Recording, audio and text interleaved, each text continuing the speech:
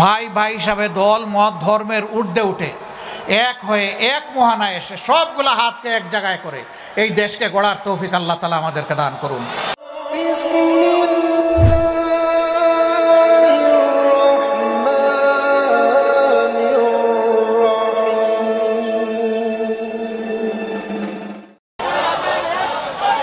আসসালামু আলাইকুম ওয়া রাহমাতুল্লাহ। শীতের সকালে কুড়িগ্রামবাসী আপনারা কেমন আছেন? আলহামদুলিল্লাহ রাব্বিল আলামিন। আমার বক্তব্য শুরু করার আগে আমার সামনে ডান দিকে এখানে শ্রোতা যারা আছেন তাদের প্রতি আমার অনুরোধ যে মিডিয়ার বন্ধুরা তাদের পেশাগত দায়িত্ব পালন করার জন্য এখানে দাঁড়িয়েছে। আপনাদের একটু কষ্ট হবে, কিন্তু আপনাদের এই কথাগুলা ভাবনাগুলা জাতি এবং বিশ্ববাসীকে পৌঁছানোর জন্য মিডিয়া এই গুরু দায়িত্ব পালন করে থাকে। কষ্টটাকে ধৈর্য ধরে বুকে ধারণ করে আপনারা তাদেরকে দায়িত্ব পালনে সহযোগিতা করবেন ইনশাআল্লাহ। আলহামদুলিল্লাহ রাব্বিল আলামিন ওয়াসসালাতু ওয়াসসালামু আলা রাসূলিহিল কারীম ওয়া আলা আলিহি ওয়া সাহবিহি ওয়া আহলি বাইতি আজমাইন, আম্মা বাদ। বাংলাদেশ জামাত ইসলামী সীমান্তিক জেলা তিস্তা, ব্রহ্মপুত্র এবং গড়াই না ধরলা বিদৌথ কুড়িগ্রামের আজকে এই বিশাল মাঠে বাংলাদেশ জামাত ইসলামী কুড়িগ্রাম জেলা শাখা আয়োজিত কর্মী সম্মেলনের সম্মানিত সভাপতি, কুড়িগ্রাম জেলা শাখার সম্মানিত আমির জনাব মৌলানা আব্দুল মতিন ফারুকি, বিশেষ অতিথি বাংলাদেশ জামাত ইসলামী কেন্দ্রীয় নির্বাহী পরিষদের অন্যতম সদস্য বিশিষ্ট আলেমে দ্বীন, জামাত ইসলামীর কেন্দ্রের পক্ষ থেকে রংপুর দিনাজপুর অঞ্চলের সম্মানিত পরিচালক জনাব মৌলানা আব্দুল হালিম, সম্মানিত অতিথিবৃন্দ, বিভিন্ন রাজনৈতিক ধর্মীয় ও বন্ধু সংগঠনের সম্মানিত নেতৃবৃন্দ,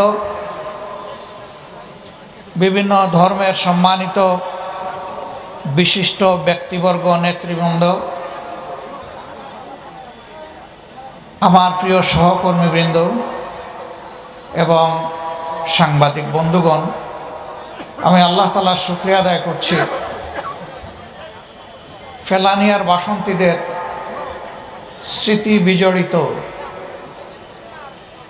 কুড়িগ্রামে উন্মুক্ত ময়দানে দুটি কথা বলার জন্য আল্লাহ তাআলা আপনাকে আপনাদের সামনে দাঁড়ানোর তৌফিক দান করেছেন। আলহামদুলিল্লাহ রাব্বিল আলামিন। এক বছর আগেও বাংলাদেশের জনগণ, মুক্তিপাগল জনগণ এটা চিন্তাই করতে পারেনি, বরঞ্চ লাখো লাখো মানুষ নির্যাতনের শিকার ছিল। হাজার হাজার আলেম ওলামা, রাজনৈতিক নেতৃবৃন্দ, কর্মী সমর্থক দিয়ে বাংলাদেশের সবগুলা জেলকে ভরে রাখা হয়েছিল।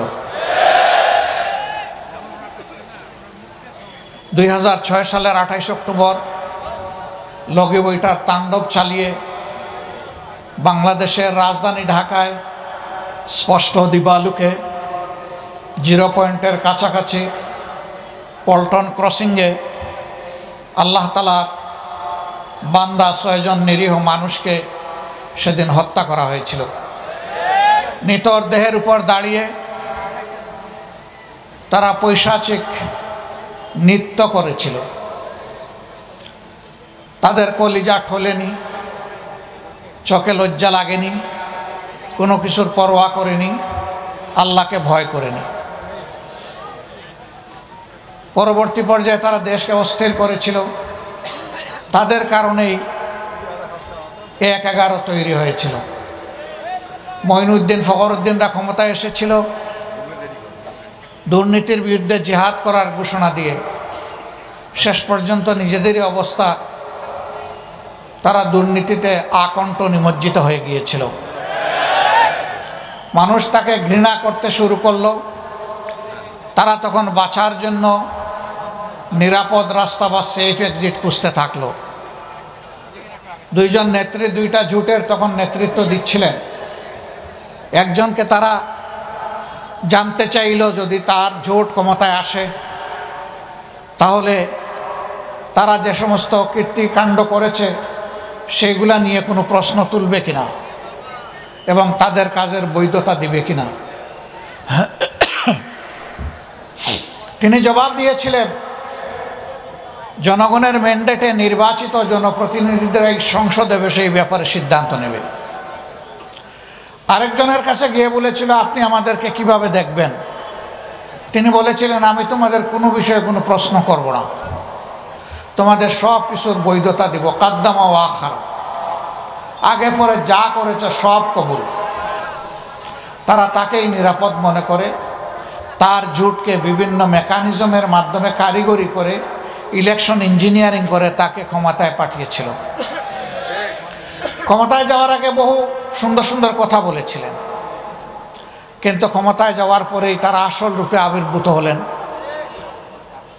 2009 সালের 10 জানুয়ারি তারা শপথ নিলেন, সরকার গঠন করলেন। পরের মাসেই ফেব্রুয়ারি মাসের 25 এবং 26 তারিখ ঢাকার পিলখানায় বিডিআর সদর দপ্তরে নারকীয় হত্যাকাণ্ডের মাধ্যমে বাংলাদেশ সেনাবাহিনীর, দেশপ্রেমিক সেনাবাহিনীর 57 জন দেশপ্রেমিক, চৌকস, মেধাবী, সাহসী সেনা অফিসারকে হত্যা করার মাধ্যমে তাদের ক্ষমতায় এসে হত্যার যাত্রা শুরু করলেন। একের পর এক জাতির উপরে দুর্বহ বোঝা তারা চাপাতে থাকলেন। ক্ষুধার্ত আওয়ামী লীগ জাতির সম্পদ চুরি করা শুরু করলো। সর্বত্র চাঁদাবাজি, লুটপাট, দখলদারি, ঘুষের মাত্রা বাড়িয়ে দিল। তাদের অর্থমন্ত্রী বলল, এটা ঘুষ না, এটা স্পিড মানি। লজ্জা! তাদের শিক্ষামন্ত্রী বলল, আমার মন্ত্রণালয়ে তোমরা ঘুষ খাইও, কিন্তু একটু কমাইয়া খাইও। সেই এরা শিক্ষিত নাকি আসলে এরা কুশিক্ষিত আল্লাহ ভালো জানেন। তারা এক পর্যায়ে গিয়ে পরীক্ষিত দেশপ্রেমিক সংগঠন জামাতের দিকে হাত বাড়ালো। 2010 সালের 29শে জুন আমাদের 3 জন প্রাণপ্রিয় শীর্ষ দায়িত্বশীল তৎকালীন আমিরে জামাত, সাবেক মন্ত্রী মৌলানা মতিউর রহমান নিজামী, নায়েবে আমির, শুধু বাংলাদেশ নয় সারা বিশ্বে যিনি মানুষকে কোরআনের মানবিক দাওয়াত দিয়ে বেড়াতেন, যাকে কোরআনের পাখি বলা হতো, আল্লামা দিলাওয়ার হোসেন সাঈদী, তৎকালীন সেক্রেটারি জেনারেল সাবেক মন্ত্রী আলী আহসান মোহাম্মদ মুজাহিদ, এই 3 জনকে খোড়া অজুহাতে মিথ্যা অভিযোগে নির্লজ্জভাবে তারা গ্রেফতার করল। তারপরের মাসে আরও 2 জন সহকারী সেক্রেটারি জেনারেল জনাব মোহাম্মদ কামারুজ্জামান এবং আব্দুল কাদের মোল্লাকে তারা গ্রেফতার করল। তাদের বিরুদ্ধে সাজানো পাঠানো মিথ্যা মামলা, তাদের মনমতো কোর্ট এবং শিখানো মিথ্যা সাক্ষীর মাধ্যমে তাদেরকে সাজা দেওয়ার জন্য আবার শাহবাগে আসর বসালো। যারা শাহবাগী, বাংলাদেশের মানুষ যখন নির্যাতিত হয় তখন তারা চুপ থাকে, কিন্তু যখন তাদের মনমতো কারো উপরে কিছু হয় তখন তারা গর্ত থেকে বের হয়ে এসে চিৎকার শুরু করে।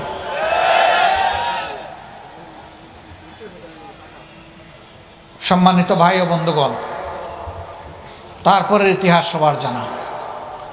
জামাতে ইসলামীর উপরে এই বিপদ যখন আসলো, আমরা তখন আমাদের রাজনৈতিক বন্ধুদেরকে অনুরোধ করেছিলাম, বিপদের ঢেউ জামাত পর্যন্ত থামবে না। এই ঢেউ সবাইকে ভাসিয়ে নিয়ে যাবে যদি আমরা সম্মিলিতভাবে ঠেকাতে না পারি। আমরা আমাদের আহাজারি শোনাতে পারিনি, বুঝাতে পারিনি। একের পর এক প্রতিহিংসামূলক রায়ের মাধ্যমে আদালতকে ব্যবহার করে জামাতে ইসলামের নেতৃবৃন্দকে ফাঁসি দেওয়া হলো, 5 জনকে ফাঁসিতে ঝুলানো হলো। তাদের নিয়েও অনেক নাটক করা হলো।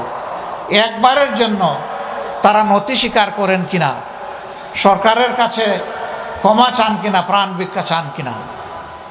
আলহামদুলিল্লাহ, যারা আল্লাহর জন্যে, মানবতার জন্য লড়াই করে তারা আল্লাহ ছাড়া কাউকে পরোয়া করে না।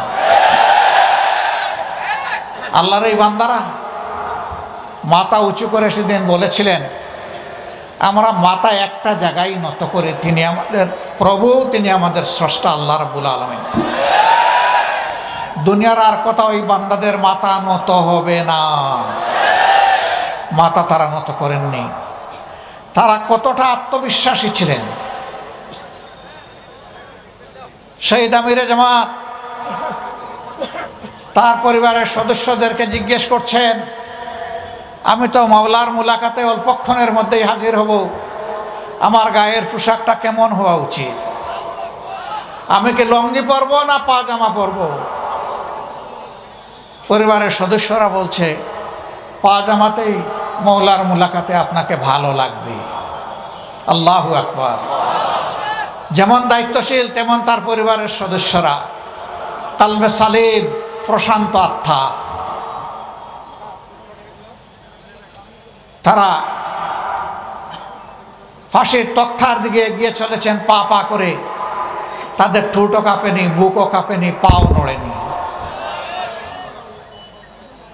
কারণ তারা নিশ্চিত ছিলেন অন্য কোনো কারণে নয়, তাদেরকে দিনের কারণে, মানবতার কারণেই হত্যা করা হচ্ছে। দেশপ্রেমের কারণেই তাদেরকে এই মূল্য দিতে হচ্ছে।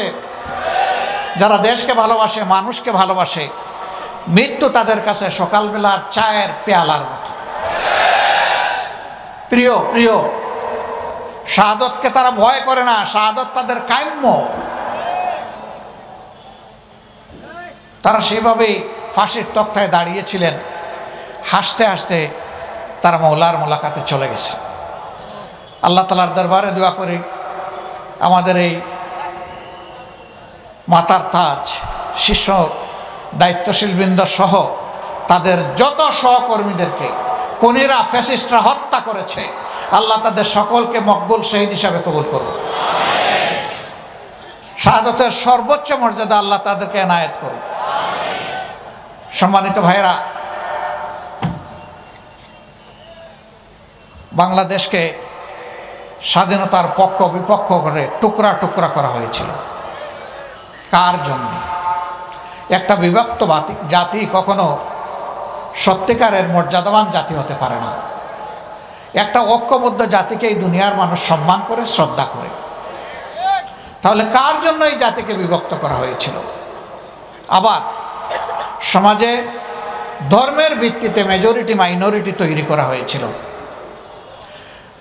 তারা যাদেরকে মাইনরিটি বলতেন, আমরা তাদেরকে মাইনরিটি বলি না, আমরা বলি তারা আমাদের ভাই। আল্লাহ তাআলা এই দেশে আমাদেরকে যেমন জন্ম দিয়েছেন, তাদেরকেও তেমন জন্ম দিয়েছেন। বাংলাদেশের সংবিধান সবাইকে ইকুয়াল রাইট দিয়েছে, অধিকার দিয়েছে। সুতরাং আমরা যেমন এদেশের গর্বিত নাগরিক, তারাও এদেশের গর্বিত এবং মর্যাদাবান নাগরিক।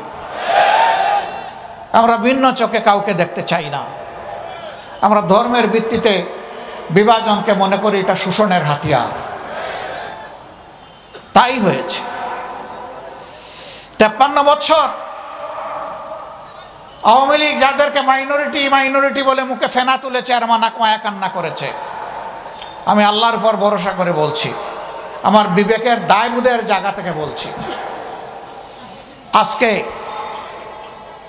10 জানুয়ারি 1972 থেকে শুরু করে আজ পর্যন্ত 2025 সালের আজকে 24শে জানুয়ারি এই দীর্ঘ পথ পরিক্রমায় বাংলাদেশে বিভিন্ন ধর্মের মানুষকে কারা জুলুম অত্যাচার করেছে, কারা তাদের জমিগুলা দখল করেছে, ভিটামাটি থেকে উচ্ছেদ করেছে, সম্পদ লুণ্ঠন করেছে, তাদের ইজ্জতে হাত দিয়েছে, এই দুষ্কৃতিকারীদের তালিকা তৈরি করে জনগণের সামনে প্রকাশ করে দেওয়া হোক। এই কাজ যারা করেছে তারা সমাজের কালো এবং কুৎসিত চেহারার মানুষ। আমার দ্বারাও যদি এই কাজ করা হয়, আমার নামও প্রকাশ করে দেওয়া হোক। বাংলাদেশের জনগণ জানুক এরা কারা, এই খুনি ধোঁকাবাজ কে, এটা বাংলাদেশের মানুষকে জানতে হবে। আপনাদের এই বৃহত্তর রংপুরের পীরগঞ্জে মৎস্যপল্লীতে কয়েক বছর আগে গরু লুণ্ঠন করে কারা গরিবদের ঘর বাড়িতে আগুন ধরিয়েছিল আপনারা নিশ্চয়ই জানেন। যুবলীগ নেতার নেতৃত্বে এই অপকর্ম করা হয়েছিল। এইভাবে বাংলাদেশের যত জায়গায়, দিনাজপুরের সাঁওতালপল্লী, ব্রাহ্মণবাড়িয়ার অমুসলিম ভাইদের উপর হামলা, ঘরবাড়িতে লুণ্ঠন এবং অগ্নিসংযোগ, রামুতে বৌদ্ধ সম্প্রদায়ের তাদের মঠ ভাঙচুর করা, ঘরবাড়িতে হামলা এবং অগ্নিসংযোগ করা, এই সকল অপকর্মের সাথে ক্ষমতাসীন আওয়ামী লীগের দুর্বৃত্তরা জড়িত ছিল। কিন্তু আফসোসের বিষয়, যা কিছু ক্ষতি হয়, চুরি হয়, হারিয়ে যায়, কেষ্ট বেটাই দায়ী। সব কিছুর জন্য জামাতে ইসলামী দায়ী। সবার আগে জামাতে ইসলামীর নাম আসে। আপনারা তার সাক্ষী। গোবিন্দগঞ্জের গাইবান্ধার সুন্দরগঞ্জের এমপি লিটন, তাকে কে বা কারা তার বাড়ির পাশে শুট করে হত্যা করল। প্রধানমন্ত্রী তৎকালীন সংসদে দাঁড়িয়ে বললেন, এই কাজ জামাত শিবির করেছে, আমার লিটনকে খুন করেছে। তাণ্ডব চালানো হলো, আমাদের নিরীহ নেতাকর্মীদেরকে গ্রেফতার করে রিমান্ডে নিয়ে শারীরিক, মানসিক, আর্থিক নির্যাতন করা হলো। আমরা বললাম যে এই ধরনের নাপাক কাপুরুষোচিত কাজ আমরা করি না, আমরা করি নাই। তৎকালীন আইজি একই চিৎকার মারলেন। দিন শেষে কি হলো? দিন শেষে দেখা গেল এই কাজের সাথে জামাতে ইসলামের কোনো ধরনের কোনো সম্পর্ক ছিল না, বরঞ্চ তাদেরই ক্ষমতার পার্টনার একজন সাবেক কর্নেল, ওই সিটে আসনে যিনি সাবেক এমপি ছিলেন, তিনি তার ভবিষ্যৎ রাস্তা পরিষ্কার করার জন্য ঠোস হত্যাকারী তিনি ছিলেন। আমার সাথে তার কোর্ট গারদে দেখা হয়েছিল। আমি জানতাম না উনি সেই ব্যক্তি। দেখলাম যে অনেক লম্বা চুল রেখেছেন, লাঠি একটা হাতে নিয়েছেন, কিছু ভদ্রলোকের চেহারা, এক কোনায় বসে আছেন, আমি আরেক জায়গায় বসে আছি। ওনাকে জিজ্ঞেস করলাম যে আপনার পরিচয়? তিনি বললেন আমি কর্নেল অমুক। বললাম ঘটনা কি গাইবান্ধার? তিনি বললেন হ্যাঁ। বিচারে প্রমাণ হলো যে তিনি খুনি।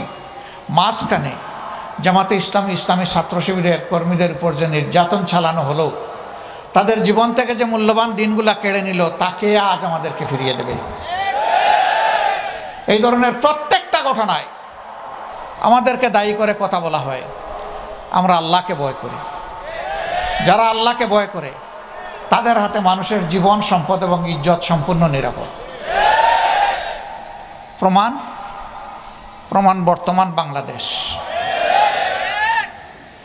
15.5 বছরের দুঃখ, ব্যথা, বেদনা, কষ্ট আমরা বুকে বহন করে বেড়াচ্ছি। কিন্তু 5 আগস্ট জাতি যখন মুক্তি পেল, আমরা বাংলাদেশের প্রিয় জনগণকে, বিশেষভাবে আমাদের সহকর্মীদেরকে আমরা আহ্বান জানালাম, শান্ত থাকুন, ধৈর্য ধরুন, শৃঙ্খলা ফিরিয়ে আনতে নিজ নিজ জায়গা থেকে সর্বোচ্চ অবদান রাখুন।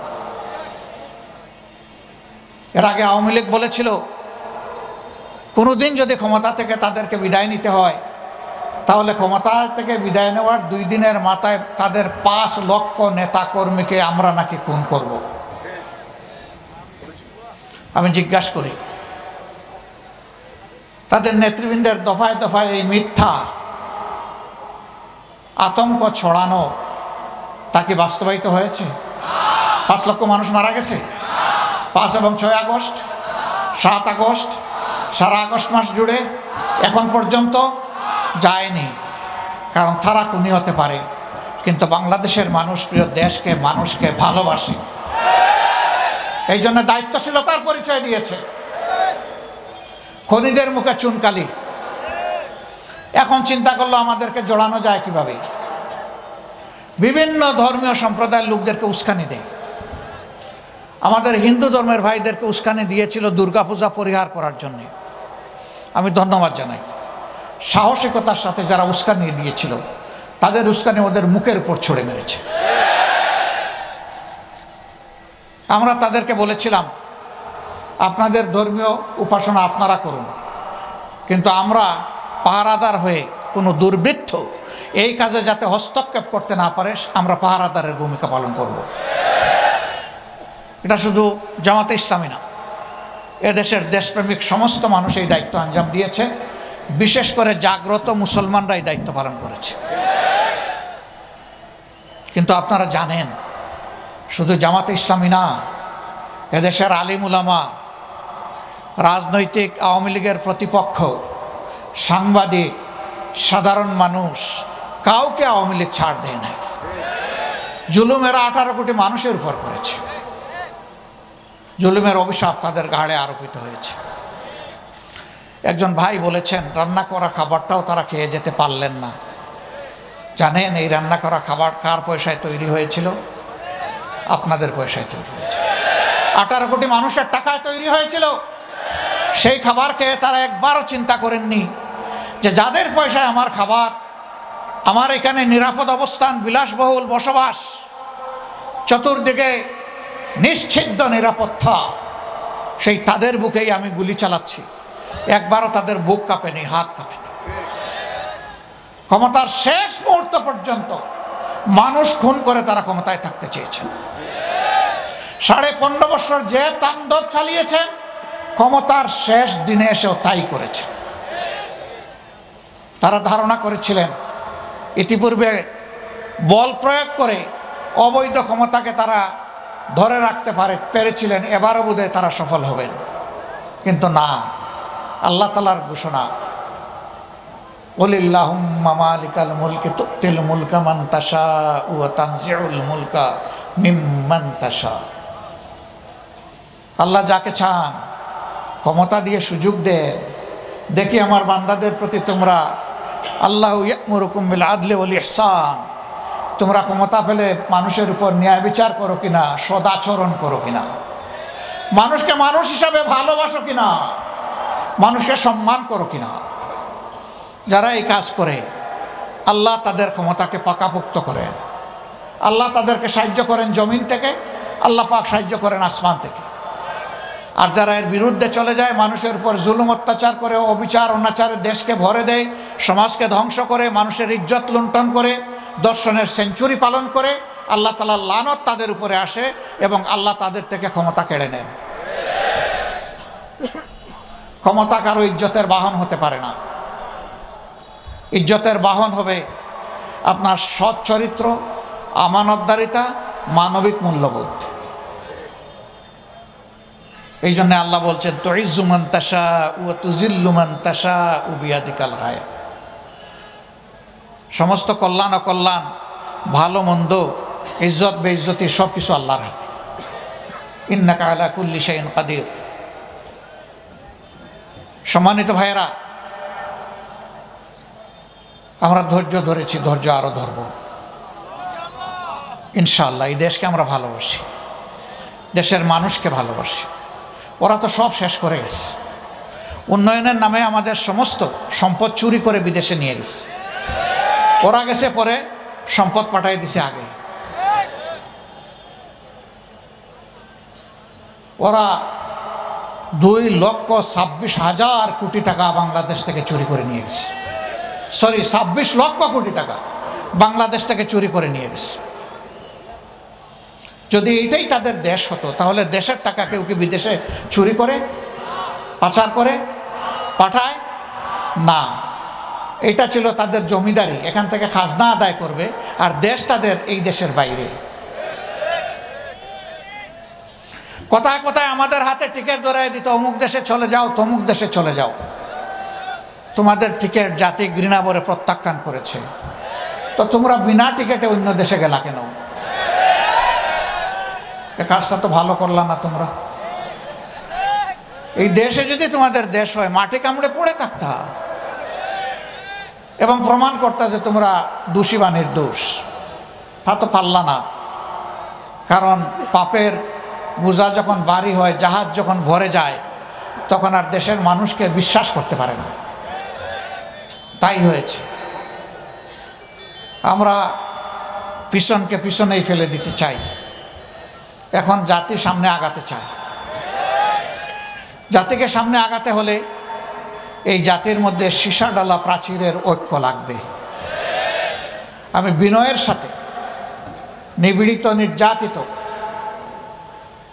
15টা বৎসর যাদের কর্মীরা, নেতারা জীবন দিয়েছেন, পঙ্গুত্ব বরণ করেছেন, ঘর ছাড়া বাড়ি ছাড়া হয়েছেন, বিভিন্নভাবে কষ্টভোগ করেছেন, অসংখ্য মামলায় দফায় দফায় জেলে গিয়েছেন, রিমান্ডে নিয়ে বেইজ্জত করা হয়েছে, কষ্ট দেওয়া হয়েছে, তাদের কাছে হাত জোড় করে বিনয়ের সাথে অনুরোধ করব, এমন কোনো হঠকারী কাজকলাম আমরা যেন কেউ না করি যার কারণে আমাদের জাতীয় ঐক্য নষ্ট হয়।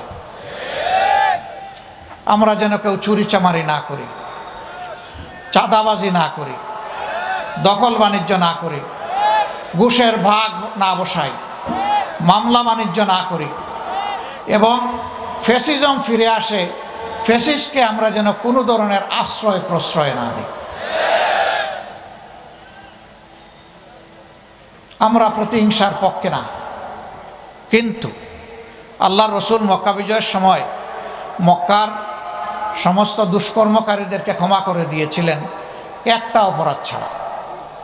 তিনি বলেছিলেন আজকে সাধারণ ক্ষমা ঘোষণা করা হলো, কিন্তু যারা নিরীহ মানুষকে খুন করেছে তাদের 10 বা 13 জনের নাম উল্লেখ করে বলেছিলেন এদেরকে যেখানে পাওয়া যাবে ওখানেই খুন করা হবে। খুন কখনো মাফ হয় না। আমরা বাংলাদেশে প্রত্যেকটা খুনের বিচার চাই,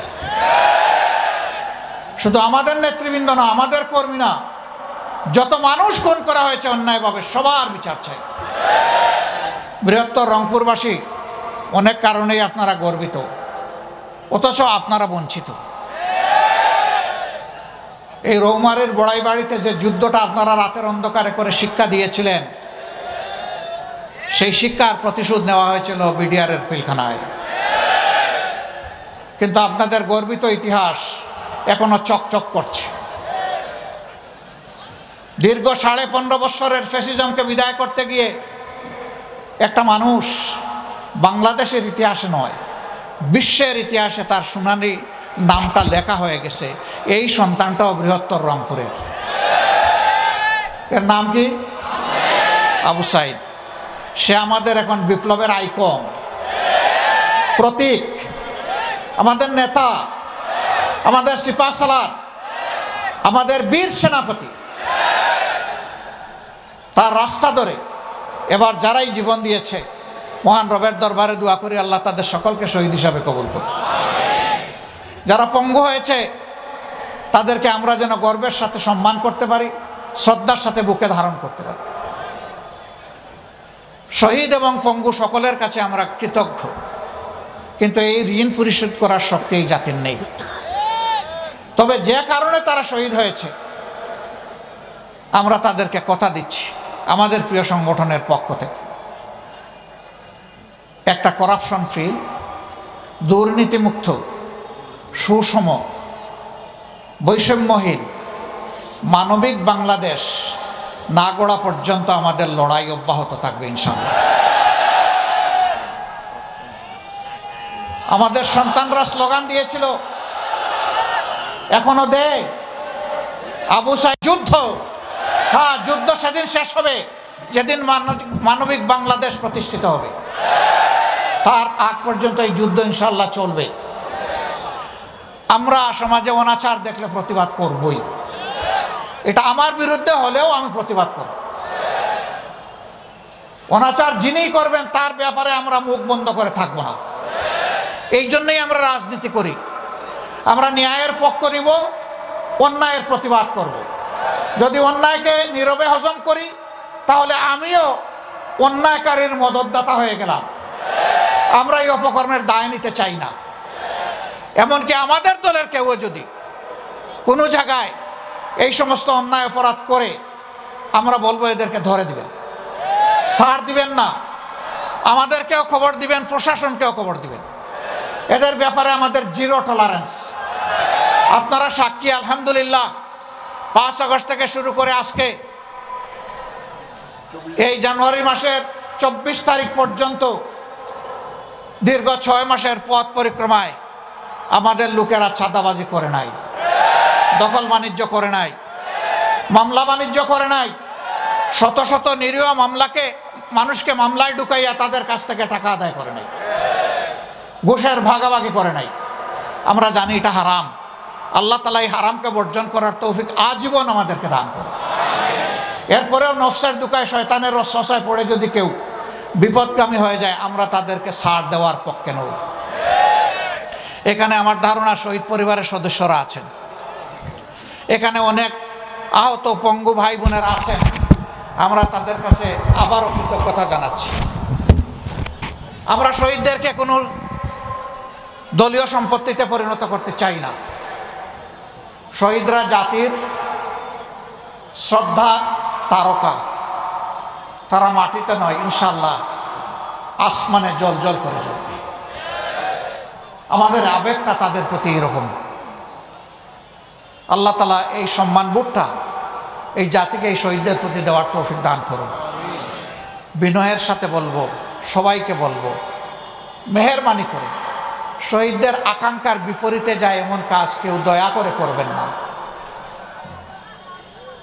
যদি চাঁদাবাজি করেন, দখলদারি করেন, মামলা ঘুষ বাণিজ্য করেন, মানুষের উপর জুলুম করেন, তাহলে শহীদদের আত্মা কষ্ট পাবে। আমাদের শহীদ বন্ধুদের আত্মায় কষ্ট দিবেন না ভাই। বন্ধু দুস্থ, আমাদের এই বিনয়ী আহ্বান আপনাদের কলিজাকে নরম করুক, আমরা দোয়া করি। কিন্তু যদি না করেন, যদি কেউ অপকর্ম অব্যাহত রাখেন, মনে রাখবেন আমাদের লড়াইও অব্যাহত থাকবে ইনশাআল্লাহ। রংপুরবাসী, আমার ভাই মাহবুব রহমান বেলাল বলে গেছেন, ফ্যাসিস্ট সরকার প্রতিহিংসামূলকভাবে যে সমস্ত রাজনৈতিক নেতাদেরকে জেলে পুরেছিল, কর্মীদেরকে জেলে পুরেছিল, এক এক করে সব বের হয়ে গেছে। কিন্তু আমাদের দুঃখ, আমাদের ভাই, আমাদের নেতা, বাংলাদেশ জামাতে ইসলামীর তৎকালীন ভারপ্রাপ্ত সেক্রেটারি জেনারেল, আপনাদের প্রিয় মানুষ, প্রিয় নেতা আজহারুল ইসলাম ভাই এখনো জেলে। আমরা আইনি লড়াইয়ের মধ্য দিয়ে তাকে মুক্ত করার পক্ষে। আমরা কারো দয়া নিয়ে মুক্ত করতে চাই না, আমরা শুধু আল্লাহর দয়া চাই। কিন্তু আইনের পেশে মেহরবানি করে আমাদেরকে আর কষ্ট দিবেন না। যদি আইনের পেশে কষ্ট দেন, আমরা বাধ্য হব এই দাবিতে রাস্তায় নামতে। আমরা আদালতকে সম্মান দেখাই আহ্বান জানাবো, মেহরবানি করে এই মজলুম মানুষটিকে অনতিবিলম্বে ন্যায় বিচারের মাধ্যমে আপনারা মুক্ত করে দেন। যদি মিনিমাম ন্যায় বিচার আমরা পাই, ইনশাআল্লাহ ইজ্জতের সাথে তিনি মুক্ত হয়ে আমাদের বুকে ফিরে আসবেন, রংপুরবাসীর বুকে ফিরে আসবেন। ইনশাআল্লাহ বাংলাদেশের নতুন ইতিহাস রচনা হবে ইনশাআল্লাহ। এই কুড়িগ্রাম বহু দিক থেকে বঞ্চিত। এখানে একটা কৃষি বিশ্ববিদ্যালয় হয়েছে, ঘোষণা হয়েছে, তার কঙ্কাল আছে, গুস্তও নাই, চামড়াও নাই, হাড্ডিসার, নিজস্ব কোনো ক্যাম্পাস নাই, দুকি দুকি আস্তে আস্তে চলছে। অথচ অ্যাগ্রো বেসড এই প্রতিষ্ঠানটা এই অঞ্চলের চেহারা বদলাই দিতে পারে। এটা শিক্ষা গবেষণার কেন্দ্রে পরিণত হতে পারে। এটা একটা সীমান্তিক জেলা, এখানে মানুষ একটু অসুস্থ হলে ভালো একটা চিকিৎসা পাবে, সেই রকম কোনো ব্যবস্থা নাই। আজকে বহু জেলায়, একই জেলায় ইউনিভার্সিটি, একই জেলায় কৃষি বিশ্ববিদ্যালয়, একই জেলায় মেডিকেল কলেজ, একই জেলায় ইঞ্জিনিয়ারিং ইউনিভার্সিটি, একই জেলায় সব কিছু আছে, আরেক জেলায় কিছুই নাই। এটা কোন ধরনের ইনসাফ?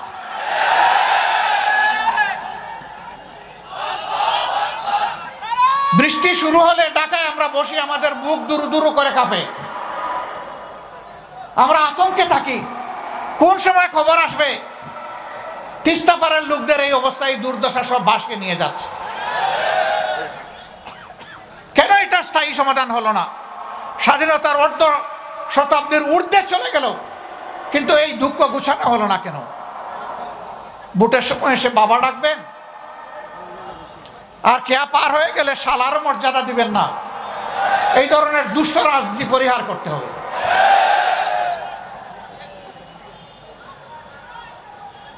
এখানে তিস্তা প্রকল্প মহাপরিকল্পনা বাস্তবায়ন হওয়ার কথা, কার ইঙ্গিতে ইশারা এটা এখনো বন্ধ হয়ে আছে? কেন কাজ এখনো শুরু হলো না? বাংলাদেশের জনগণ অবশ্যই তা জানার অধিকার রাখে। ফ্যাসিস্ট সরকারের কারণে এটা হয় নাই। যদি সেই প্রকল্প বাস্তবায়ন হয়, তাহলে বর্ষা আসলেই আমাদের বুক আর দুরু দুরু করে কাঁপবে না। আমরা আশা করি এই দেশের এই এলাকার মানুষ স্বস্তিতে থাকবেন। সম্মানিত ভাই ও বন্ধুগণ, এই ধরনের অনেকগুলো ন্যায্য দাবি আপনাদের আছে। এই এলাকায় আমার ভাই সালেই বলে গেছে, 100-র মধ্যে 71 জন মানুষ দরিদ্র সীমার নিচে বসবাস করেন। তারা এমনকি গুনাহ করেছেন, পাপ করেছেন, যে বাংলাদেশের অংশ হয়েও তাদের ভাগ্যের সামান্য কোনো পরিবর্তন হবে না। তাদের নিয়ে কি পরিকল্পনা?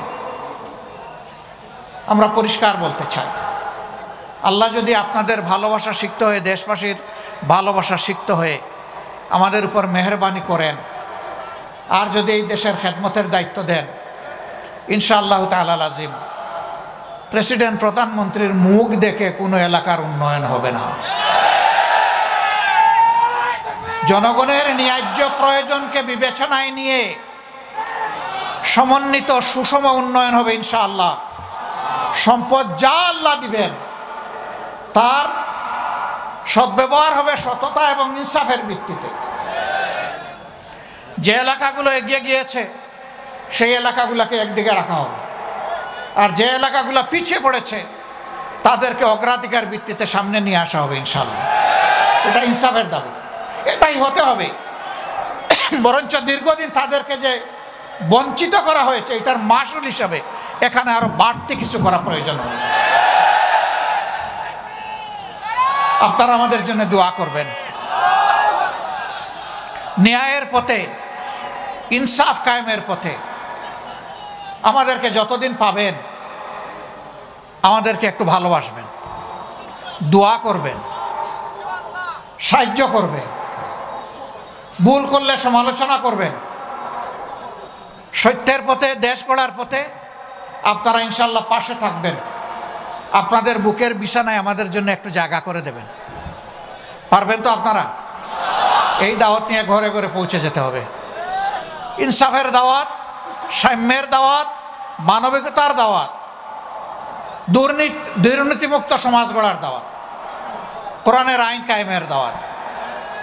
আসুন সেই দাওয়াত বুকে নিয়ে আমরা কুড়িগ্রামের প্রত্যেকটা ঘরে ঘরে ছড়িয়ে পড়ি। আজকে এইখানে আপনারা কষ্ট করে এসেছেন, দিন ভরা রাত ভরা, শীতের একটু চাপ বেশি, সব কিছু উপেক্ষা করে আপনারা এখানে এসেছেন দুটি কথা শোনার জন্যে, আমাদেরকে দেখার জন্যে, আমাদের ভালোবাসায়, তাই না? এই ভালোবাসা কার জন্যে?